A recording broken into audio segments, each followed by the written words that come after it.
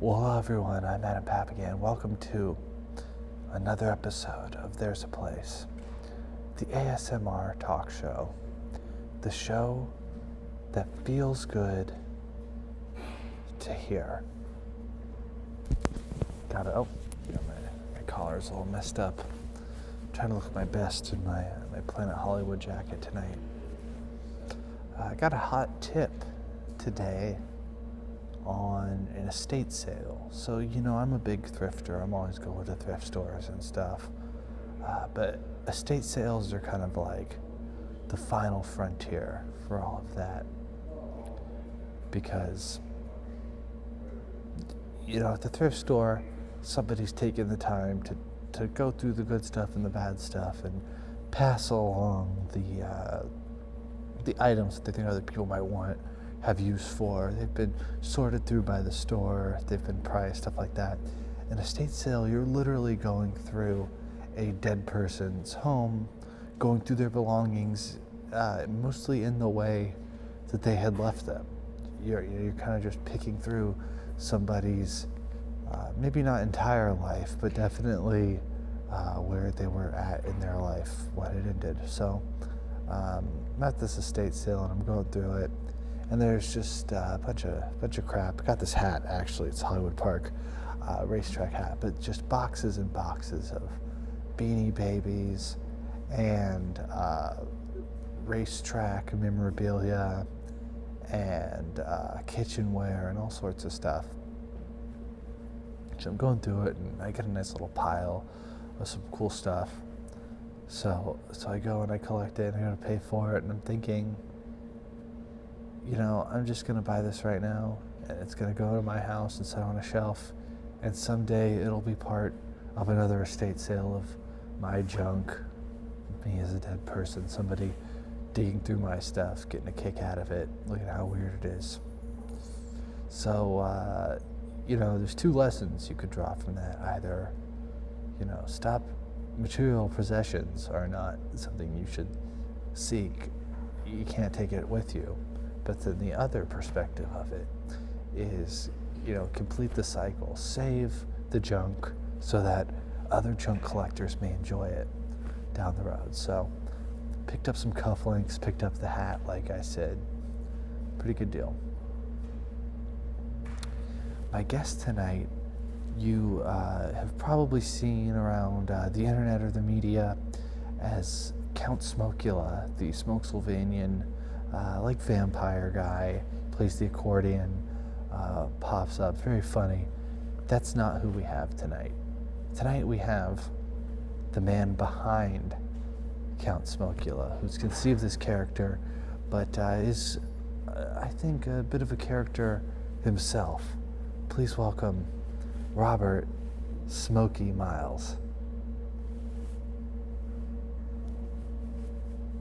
Yeah.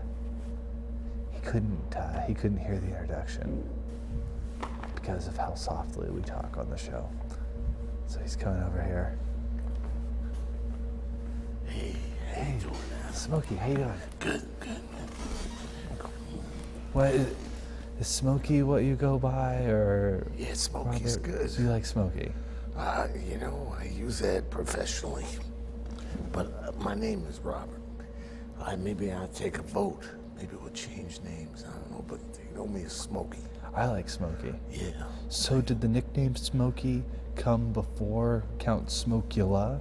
Yes, it did. Oh, okay, that's interesting. Yeah.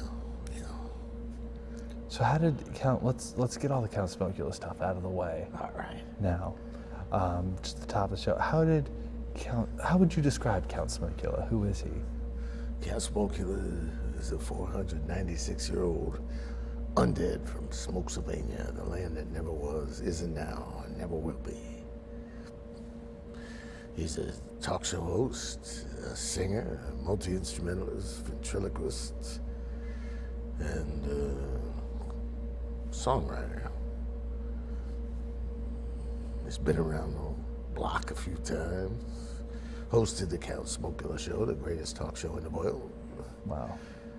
Been in movies and written music with for movies. Many appearances, live appearances. Many live appearances. Always popping up. Always popping up like a wonderful pimple. I mean, most pimples are not wonderful, but Smokula. Does it feel weird to talk about Count Smokula in like the third person? Because I know you said 400 year, like that's part of like the Smokula shtick. Did it feel weird to like not say it in the voice? Like No. to talk about? No, it didn't feel weird. Okay, so Smokula as a whole is another entity that you channel. He's not you. You know, he is me, but he's not me. That's all I can say. He allows me to rest my body and mind while he's active, and vice versa. That way, I mean, I age, but hopefully slower than I normally would, because he stays the same. He's always 496 as the years go on. That's true. You see, he doesn't get older. That's the benefit of being undead. Yeah, it's a benefit of being a Smokula too. Yeah. How did you come up with this character? Necessity. Yeah, I was hosting the Smokey Miles Music Hour on cable TV. And we needed some time to fill. You know how some of these shows, you need time. So I started doing comedy. And that worked out pretty well. And then Halloween came, and the director said, why don't you do something Halloween-y? So I went into a catatonic fit, stayed home for 3 days, trying to figure out what to do. And all of a sudden it went Smokey, Smokula. Count Smokula. And I did that show one time. We had a band with a gorilla and all kinds of characters, and we did a brain transplant, put a brain from a living man into the skull of a dead man and created the living Elvis. And I knew I had a good show. And about 7 years later, the opportunity presented itself. My friend Sid Smith, who would produce the Bob Hope pageants and Miss Universe pageants, Bob Hope specials and Miss Universe. He says, that's a good thing. Why don't we do a wraparound show with movies and the character, you know, like Elvira. Yeah, But the movies never materialized.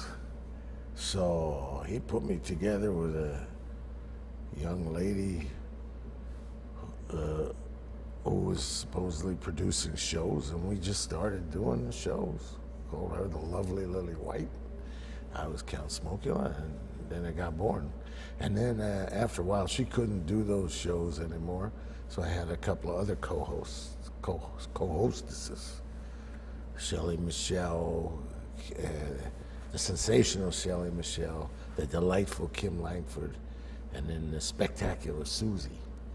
See, I thought it was going to be like Regis Philbin and Kathy Lee, you know, but Vampire Land. And then one day, Spectacular Susie couldn't make it, and I did it myself, and I found out I could host it myself. And then that led to appearances, you know, in the Rock City News, music news in Hollywood, and the LA Music Awards, and then... How do you remember your first appearance as Count Smokula, like outside of the TV realm? Yeah. How did you present that to the promoter or whatever? Be like, hey, if you like me, Well, I'm gonna put on this makeup. No, it didn't exactly happen like that. What happened was, I had a guest on my show named Al Bowman on the Count Smokula show. He produced the LA Music Awards, and he was involved with the Rock City Music News Awards. He says, why don't you come to Hollywood and present an award at the Rock City Music News Awards? That was at the Country Club in Reseda at that time. And I said, okay. And then I got real nervous because I'd never been, you know, the Count had never been out of the studio. And I thought, oh my God, they're gonna kill me. Man, I got there and everybody, you know, people with their hair like here and nose rings and wild tattoos, they're going, Count Smokula, we love your show. They've been watching for over a year. And then they asked me, I presented an award for the most psychotic band to Rebel. Real psychotic. They were pretty psychotic. You remember them? No, but they sound psychotic. Oh, they were nice cats, you know. The lead singer, Jet Jupiter, was a kindergarten teacher. But their act involved throwing around raw meat, cutting up skulls of sheep and stuff, taking the brains and Pretty psychotic. You know, they weren't so bad, but the meat smell apparently got in the walls of the clubs, and they didn't want them in there anymore. You know, so That was into them. Excuse me. That's okay. So, after I presented that award, I apparently did pretty well, and I ended up hosting the entire award show for the next 7 years. We went in the House of Blues, I think, or Qtopia, and then Qtopia was big, and all kinds of places. Oh my goodness, it was wild. And at BB King's, we did it some years. So it kind of happened gradually as Smokula got out there. The people started to like him. Yeah. And you realized that you could kind of make a go of it as this character. Well, yeah, I mean, I was doing all that, and the local papers seemed to like him, you know. So they're taking pictures, and I started to build up like a press kind of thing. And then people kept telling me there's a company named Troma that would really like me. And they were in New York. And I was kind of lazy, you know, and I didn't get it together to send any information to them. But one day, their office appeared 1 block from where I live. Troma. Now, I was working a night job at the time. I was all night long up in the valley, and I kept thinking, I'm going to go and knock on that door. One morning, you know, rather than go right to sleep. Knock on the door, I go, hey, I'm Count Smokula, here's my stuff. Did you go as Robert Smokey? I just went as like this. Yeah. And anyway, they called me up the next day and said, well, we got a contract for you. And so I started producing these shows called The Freak of the Week, which was awesome. We had fire eaters, sword swallowers, bed of nails, everything. Because I was being the ringmaster of the Van Fier Circus at that point. We were like a sideshow circus, and we were performing at the Manhattan Beach Old Town Festival, Bazaar, Vampire Bazaar, corporate events, wherever we could. Bizarre corporate events? You know, I mean, I did all kinds of corporate events, you know. But the Bazaar Vampire Bazaar was a big event in Long Beach. It was really cool. And we would perform under a big top tent, you know, and I was the MC. And then in Manhattan Beach, we'd perform for children. But there were children of all ages. They were like from 2 to, 90. And that was really successful. So when I had these people were friends of mine and in my troupe. So when I asked them to come perform, they came, and we shot the show in Mar Vista. Outside the building, there was a mural right on the building. Right across the street was Shakey's Pizza, and the people from the pizza parlor were looking across the street. They couldn't believe what they saw. Then I brought Shelley Michelle, my co-host, who was, they call herself the most famous body double in the world. Gorgeous girl. She was Julia Roberts' body double and a bunch of other actresses. And I'd play the accordion. She'd go, woo, and then we'd introduce the Freak of the Week, you know, sword swallowing, eating fire. We had one group, they were called Friends Forever. They had a Volkswagen bus that they lit on fire, lit the top on fire and revved up the engine. They had bunch of noise and ran down the block like painted in soot. All these Shakey's Pizza people watched. It was really fun. And then the director, he said, well, Lloyd Kaufman. Yeah. Well, Lloyd was not involved at that point. Lloyd was in New York. York. Yeah, it doesn't seem like he gets out of New York that much. No, he does. Comic book conventions and stuff. Well, Lloyd goes everywhere. But I hadn't met him at that point, and the director, Brian Spitz, he says, well, let's do something for the AFM, the American Film Market, for Lloyd.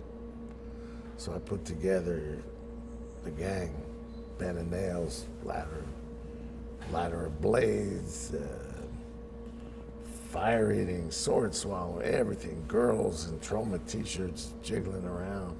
And we were outside the Lowe's Hotel. Lloyd was on the 4th floor. And then, so we were doing the show right outside there, and then we marched through the hall, the main hall, playing the accordion and having a blast. Of course, they banned us after that for the next year, but Lloyd said, I don't like that. Made an impression. He sent Shelley and the Count to Cannes Film Festival that year. All the Love You Can. The documentary about that. That's right. Had that on VHS. Did you see it? Yeah. It's a great film. I think I wrote all the music to it. Is that it? Yeah. No. Much of it in real time. Really, because Lloyd would say, okay, this is a French actor, Edward Baer. He says, Smokey, let's sing the Edward Baer song. That was it. So I just started making it up. And then there was another part where it was like, well, I got to put my brain on the table. Oh, yeah. It helps me think. Okay. So, yeah, it was... I mean, Mr. Google's charging, so I had a real brain. Let's see, should we show the brain? I showed a little bit. I know. Yeah, we've seen a brain. That's the brain. Okay. Do you find it easier to do what you do, emceeing or hosting or writing music or whatever, as Count Smokula, as a character? Does it kind of take a load off? Because Totally. it limits, it's like, well, Count Smokula is only going to, feel a certain way about anything that happens to him, or... I don't know what it is, but soon as that character happened, it was almost like something channeled, And that's it. The Count thinks a certain way. A lot of times the Count doesn't remember people that he meets, He remembers them when he's the Count, but then it's a different world. It's an odd thing.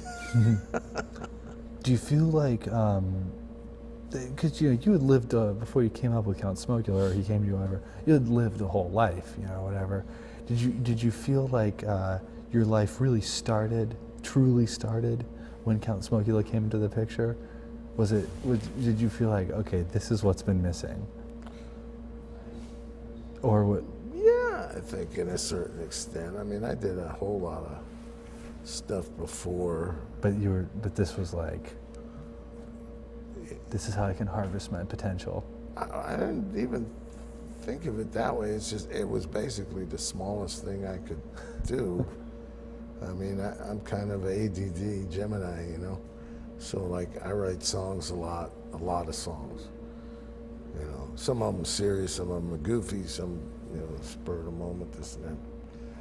And then I make a lot of pictures, artwork, And I like to act when that comes up. Before I came to LA, in New York, I was writing music for marionette shows and puppet shows. And then I had bands. I was band leader, rock and roll, blues, all this. And then I had a big show. I played Bob Dylan on stage in San Francisco. And that got me out to California. So I came out here, and then I started a whole thing with acoustic music, and I met a lot of people that way and put them on my show. It was really cool, And then when Smokula came, It was something cool. I don't know. I could sink my teeth into the You know, I didn't even think of him as a vampire originally. It was like there was this book, the Teachings of All Ages, Manly P. Hall, and there was Count that would appear through the generations. And he wasn't necessarily a vampire, but people would say they saw him here and they saw him there. And so that's what I thought. And then people said, "Oh, you're a vampire." Count, you know. So Count Smokula's origins in the writings of Manly P. Hall. Yeah, I think so. Kind of Wow, mystical. so it goes deep. It's like anything, where you dig a little deeper and then it turns out there's actually a lot to it. Yeah. Philosophical stuff. Yeah.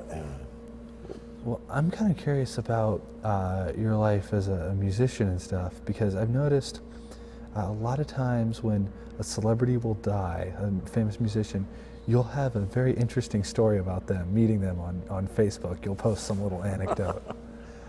It seems like almost all of them, not all of them, but one in particular I remember a couple years ago, Pete Seeger. Yeah. You had a little interaction with him? Yeah, yeah. Do you remember what you wrote on Facebook? I remember what I wrote about, but I remember the interaction. I remember real clearly there was a gig in Giants Stadium, which sounded huge, but not that many people showed up. I was there with a group that I knew at the time called Looking Glass. Do you remember them? Brandy. Yeah. Yeah. I was there when that whole thing was happening. We were up in Woodstock, and they put together the band.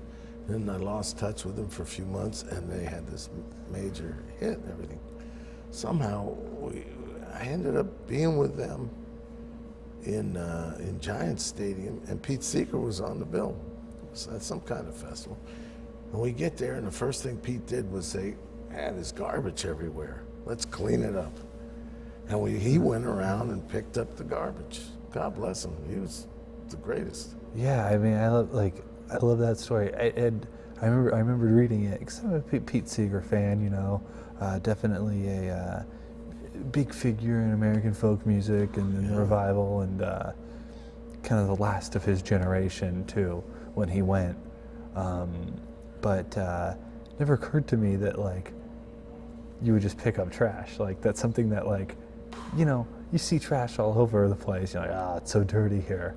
But just to take the initiative, just to make things a little bit better. Yep. And so now, sometimes when I see trash on the ground, I'll just go pick it up. That's cool. It's just like, think about Pete Seeger. Pete Seeger, yeah. Get rid of the trash. Wow. But he could command an audience too. It's amazing. He got people to sing with him. It was wonderful. Would he do it like just him? Like just him and the banjo up there? Yeah. Or Yeah. It's rare to get like a musician who can do like just the guitar or just the banjo or whatever, and can do it really well. But when they can, it's better than comedy or seeing a band. Because it's kind of a little bit of both, I think. Seeing like a really good solo performer. Huh. Oh, you disagree? I don't disagree. I'm just like, because I do a lot of that solo performing, you know, as myself. Yeah. I think when you can really get it, and you know, that's, you know, probably easier said than done kind of thing, but I don't know. Bruce Springsteen did that like acoustic tour, like solo. yeah, it's like 20 years ago or something. Like, sounds cool. Huh. Yeah. You worked with Screamin Jay Hawkins too. Another one of my favorites characters of rock and roll. Oh, he was larger than life, Jay. He, for anybody who doesn't know, he had a kind of one-hit wonder with "I Put a Spell on You" in the 50s, but then for decades and decades worked like playing piano and like juke joints and right? Am I right about that? I think like, so. He was in Hawaii for a long time. Yeah, he just kind of just went, you know, where the gigs were. Maybe. I mean, I'd heard about, he was like a bouncer or something in Hawaii, because he was a Golden Gloves guy. He was a boxer and he was an opera singer too. Oh, he could sing. Now, he told me he learned it all from a cantor, Jewish cantor in Ohio, I think Cleveland. He would try to break glass with his voice. I mean, he held me and my buddy prisoner for several hours. See, I wrote a song. I met Jay in New York, and we hit it off. And then I wrote a song called Zombie, and I wanted Jay to do it. And Jay heard the song. He says, "Wow, I get the same feeling from Zombie as I got from, I Put a Spell on You. I want to record it. I have to record it, but I need $500. So he wanted that, plus the studio. He needed a studio. So I thought we should get in the studio with a band and do it live. And I had a buddy who had access to a studio, but he wanted to go electronic. Or in those days with the drum machine and this and that. So we had to sit down, and Jay came over.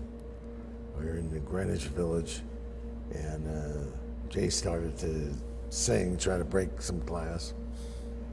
And he didn't want to go electronic at all. He liked to do it my way, but I didn't control the studio, and the expenses were going to get high and stuff. So at a certain point, the meeting was over. Jay said, "Boys, I got to get back to New Jersey. And that means I have to go under the tunnel. Do you understand? That costs $5. We were broke. Yeah. You just like a hustler type. After a while, we had to come up with the money somehow and give it to Jay. It was a trip. I got a bunch of stories. I mean, I used to ride around with him in his Buick. Big Buick, and every time it came to a stoplight in Manhattan, the car would die completely. And Jay would say,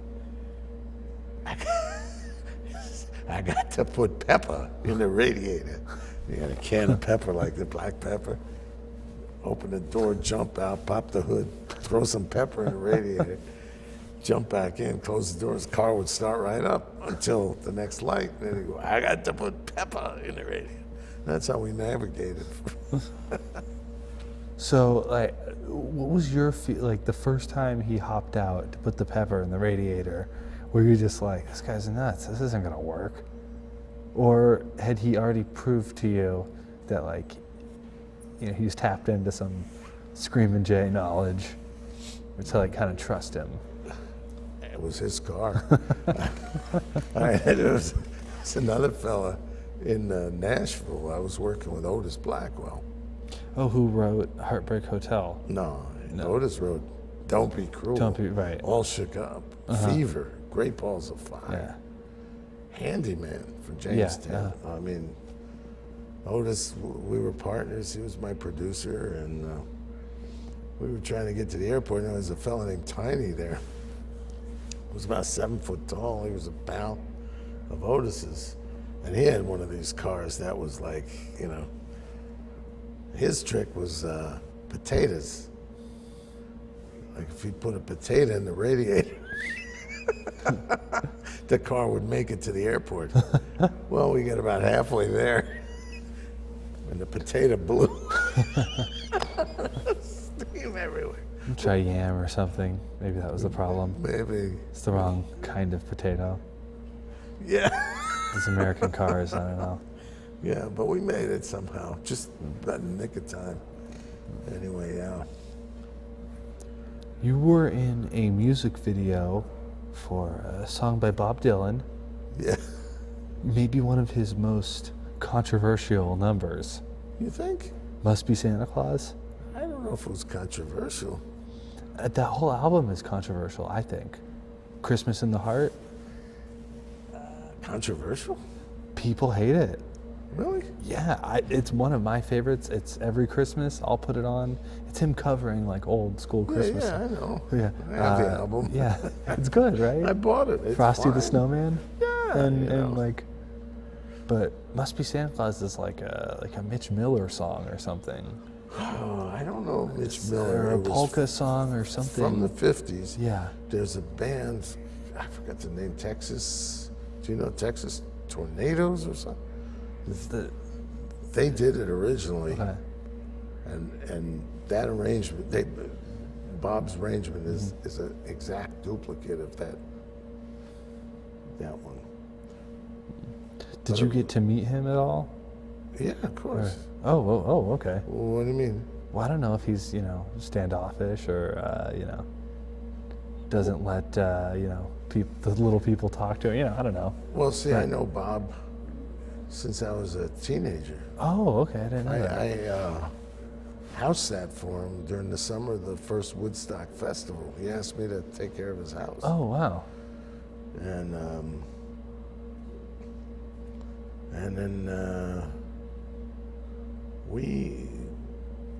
then I used to go stay over his house in the Greenwich Village when I was going to college, and around that time, I played him the first songs I wrote in his living room. Oh, so you met him in the early the folky kind of Greenwich Village. Well, no, he's 10 years older than me. Oh, okay. So when I met him, he was already the biggest star in the world. Not established. He was the biggest star in the world, or in America. I mean, there was nobody else. It was the Beatles, Bob Dylan, Rolling Stones, whatever. Yeah. But and I was like a teenager, and I jammed with him in his living room. How'd you meet him if he's this big star, and you're just a teenager? It's kind of funny. I mean, it was like my grandpa had died, and my folks, we were all broken up. We lived out in Long Island, and my parents just wanted to get away, so they rented a little cabin in Woodstock, New York. And my mom was a nurse and had just learned Lamaze natural childbirth. So she took out an ad in the local paper with the landlady over there. Landlady taught bridge. My mom was going to teach Lamaze natural childbirth, so they each spent 50 cents on a little ad in the local paper. And the only person ever answered the ad was Bob's wife. I think that was her first student. Wow. So she said, well, you have to bring your husband over. She didn't even know who she was talking to when the phone rang. She wrote down Sarah Dillon, And we're hip. My brothers and I were hip to it, and they were younger, but we're all like, what? So she figured it out, and then she said, well, if you guys behave, like good kids, I'll introduce you to my student, That's how I met him, And she said, hi, my name's Bob. And I said, so is mine. This is Bob. And that was it. Next year I called him, and he called right back. He says, come on over. And then asked me to stay there. That's how I spent my summer vacation. He's a pretty straight up guy?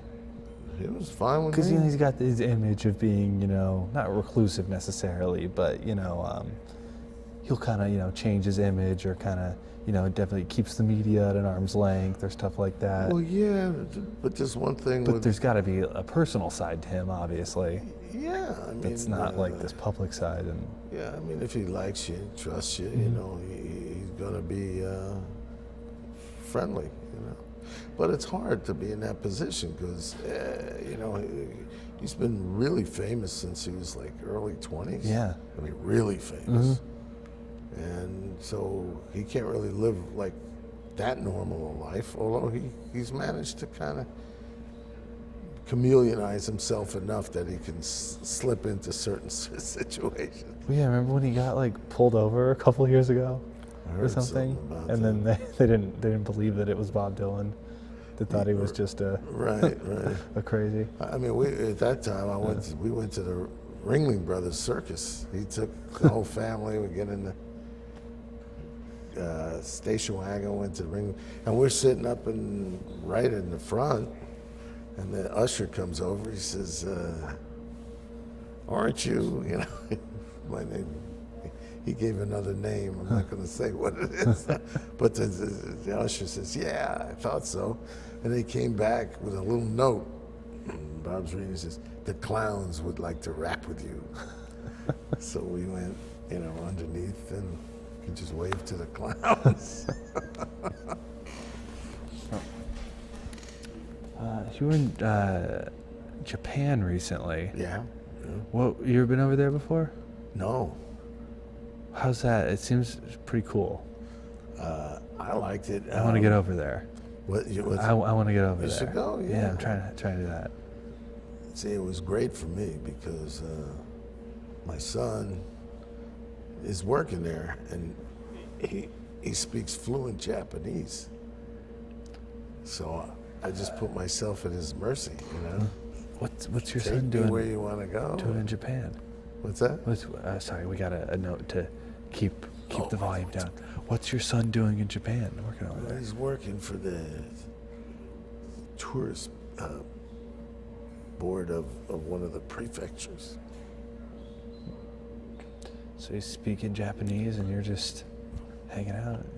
He speaks it, he reads it, he writes it. He's like a native, you know. It's amazing to me. And so we went to some real cool places. Did you see any sumo wrestling? No, I didn't see any sumo. I was only there like a week. Next time. Yeah. Doing any thrifting lately, Smokey? Thrifting? Thrifting. Going to the thrift store? Yeah, all the time. Yeah, because I saw you at the thrift store one time. Yeah. I see. You say all the time. You're just like, well. So, how long have you been thrifting? Thrifting. That's the verb for it. Oh, really? Yeah. Look, there's I take a walk in my neighborhood. If I don't have to drive, I won't. And it's nice to walk anyway. So there's a thrift store down there by the post office. Mm-hmm. And it's when I pass by, it's fun to go in and see something. I haven't gotten anything there for a long time, actually, but I was there the other day, and I found. On the way there, I have a friend, Brian Mark, who's a fantastic artist, a great guy, and he goes there too. So we go check out. Sometimes you find art treasures, you know. And he found this goofy skin thing, and you saw that. Yeah, picture. that was so weird. He said, "Why don't you just hold it up?" And he took a picture of me. I took a picture of him. You never know what you're gonna find at the thrift store. That's right. But the thing that always I marvel over is anything at the thrift store was once purchased by someone at full retail price. Yeah. Someone once saw it at a real store and was like, I need to own this. Well, yeah. I mean, there's a lot of, you find good stuff there quite a bit. Mm-hmm. But even the weird stuff.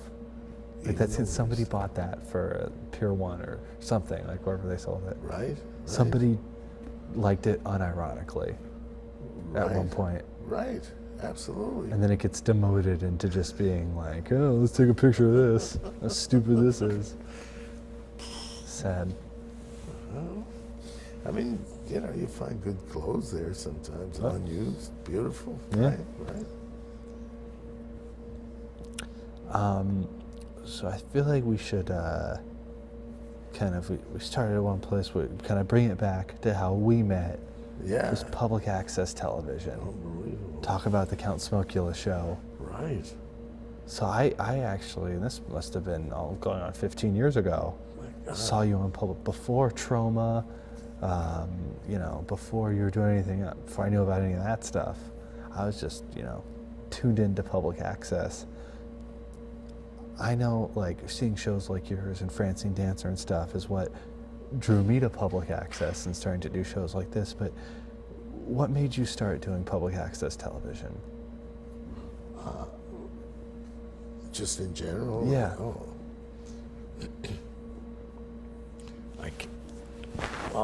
When I came to LA, it was in '87, and I had just done this big show in San Francisco with Bob Dylan, and I came down, somebody said, well, I was living in New York before, I didn't want to go back, it's too cold, too expensive. San Francisco, I liked it, but after that show was over, I couldn't find much. So people said, well, go to LA and get into acting more, film and TV and all that stuff. So I came down, I got an agent, I got a manager, I got a job, I got an apartment, and pretty much, you know, I told my wife, come on down, we got it all together. When I came down, everything kind of fell apart except the apartment. You know, the agent didn't do anything, the manager didn't do. So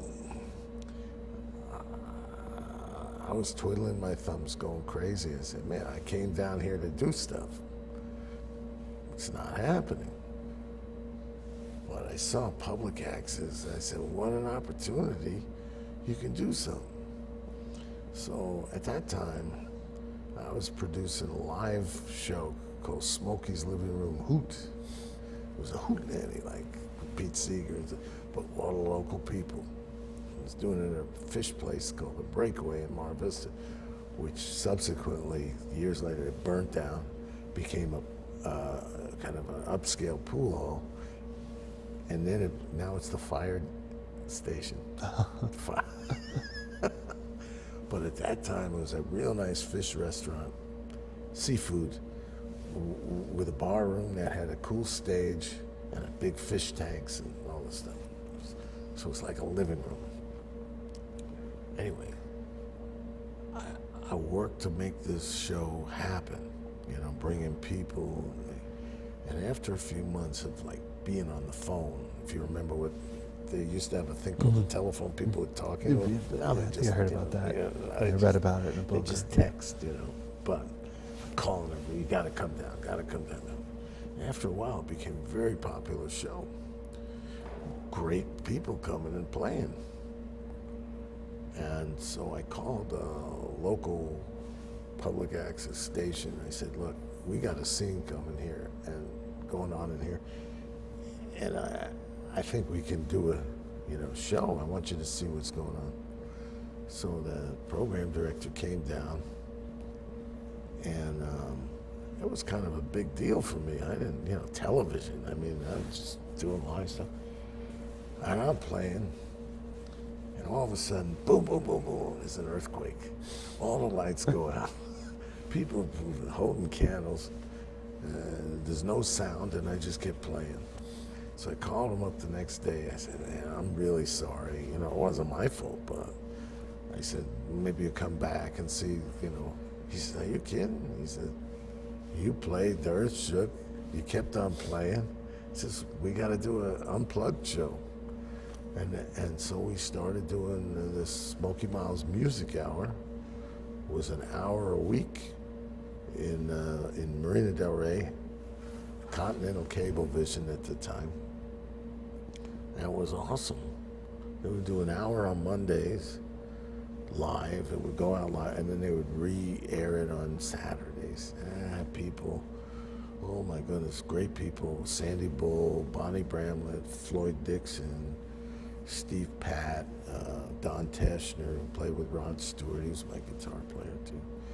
And Carolyn Hester and Carla Olson and Lowen and Navarro, if you know those guys. Yeah, I mean, in my music scene, these people were a big deal. I mean, Lowen and Navarro, they played on my show. A few months later, they had a big record contract. They wrote for Pat Benatar. They had big hits and stuff. They got their own. So we had just a great time. I mean, I was hosting it, writing it, and playing, and then we'd have jam sessions. So, but you kept doing public access up till the end, till 2008, right? Pretty much when they ended it. No. In the mid 2000s, you were doing it though. I would see you. No, I mean I'm doing. Like you kept coming back to the public access studio. The Smokula stuff. Yeah, they kept you something about it. I would come back. It's you got the bug. I call it the cable access connection.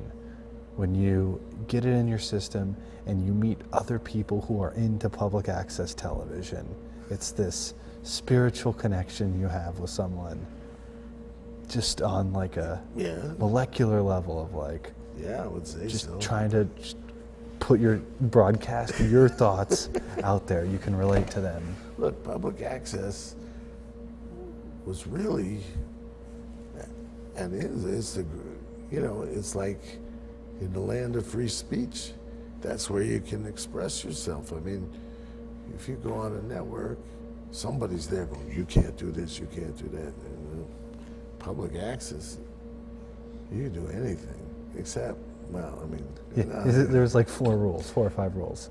No promoting a website. Right. No, I know, it seems crazy now. Right, no promoting a product. No nudity in the studio. You could show nudity, but it couldn't be in the studio. Well, now I heard that, I never knew, I never saw Colin's Sleazy Friends, but apparently he was in the same studio that I was, and they made a rule. They did have nudity. They made a rule that they had to put towels on the seats, because for health reasons. I mean, they had porno stars sitting there. Now, on my show, one of the first ones I did, the guest, Shelley Michelle, she came with a demo tape, and she had an American demo and a European demo, and the European demo had some nudity. She showed it, we put it there, and I'm watching that, I'm going, I don't want to screw things up here, can we show this? And the program director went, after 10 o'clock we can. And so somehow my show got this reputation of being very adult and risque, which it was not really. I mean, it was kind of, there were double entendres, but I think kids could watch it mostly, and adults. That was really the only one like that. Did you make a lot of friends through doing public access? Oh, yeah. Great community, right? I really miss it. Oh, yeah. I mean, I started doing public access when I was in high school. You were on my show. Yeah, I was very impressed. But we're still friends now. Yeah. Karen Centerfold is in the other room. Yeah. I met David Liebehart. A lot of my oldest friends through public access television. It's a great thing. Well, I'm glad we can keep the spirit of public access alive. Yeah, yeah. So Robert, Smokey, we're almost out of time, but I feel like there's a lot more stories we could do. You have a lot more, but you have a lot of stories, different people you've met and stuff like that, things you've done.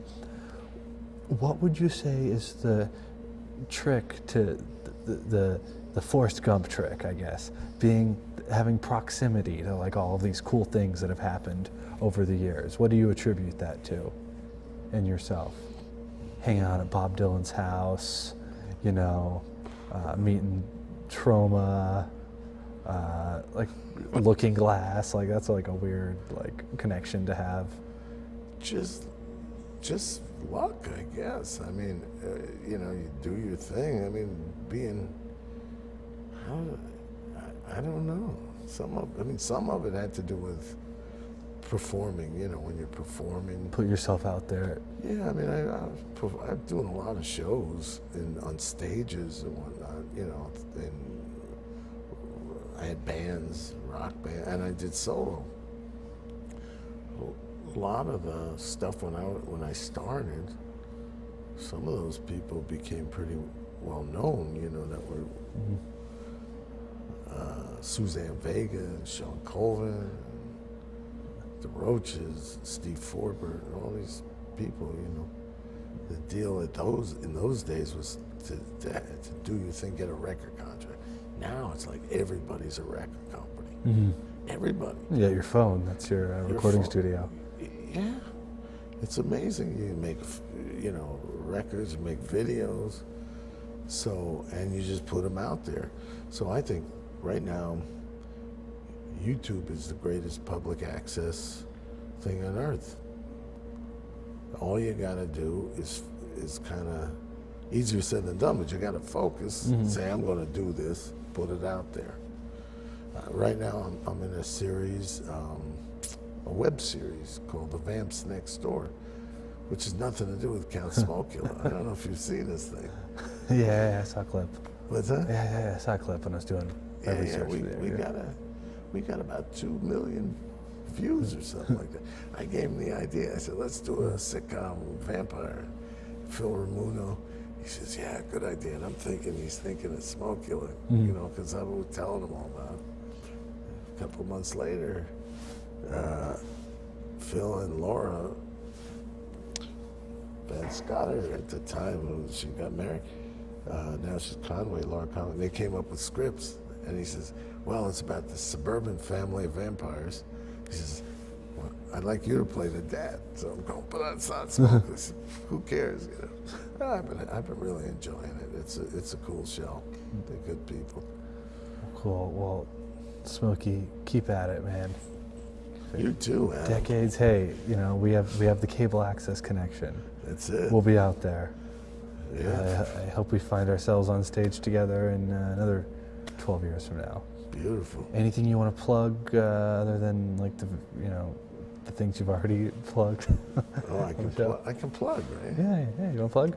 Yeah. Well, you know, you can go online and get my albums on iTunes as Smokey Miles, Waiting for the Hurricane album and assorted songs, and then a couple of Count Smokula albums. One is Authentic Sounds of Smokesylvania. Yeah, I remember that one from back in the day. Yeah, back in the day. And the other one, Smokesylvania in My Mind, which was nominated. No, it wasn't nominated. That one and Waiting for the Hurricane were both on the Grammy shortlist in 2010. Different names, different categories. Smokey Miles and Count Smokula. Wow. Never the twain shall meet. Oh, well, if they ever do, you can come back when there's a Thank you place too to much. do it. Well, thank you so much for coming on the show. It's a real pleasure. Thank Great you. to see you, Adam. You too. Thank you all for watching. Until next time, this is Adam Papagan reminding you that there's a place you can go, and it's your mind. Good night.